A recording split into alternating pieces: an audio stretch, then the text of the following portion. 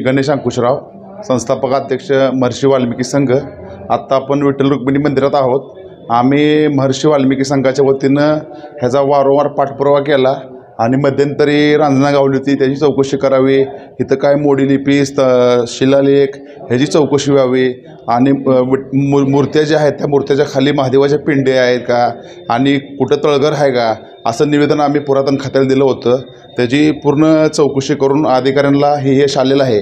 आता आम्ही महर्षी वाल्मिकी संघाच्या माध्यमातून अशी मागणी करतोय, विठ्ठल रुक्मिणी मंदिर समितीनं जोपर्यंत असे किती तळघर आहेत, इथं मोठं प्रति पंढरपूर खाली आहे का, प्रति विठ्ठल मंदिर खाली आहे का, प्रति विठ्ठलाची मूर्ती ह्याच्या खाली आहे का, ह्याची सखोल चौकशी करावी आणि अशी किती तळघर आहेत ही सगळ्याची सखोल चौकशी करावी आणि जोपर्यंत ह्याचा सगळा सोक्षमोक्ष लागत नाही, ह्याची सगळी चौकशी होत नाही, तोपर्यंत दर्शन जे चालू करणार आहे ते दर्शन चालू करू नये।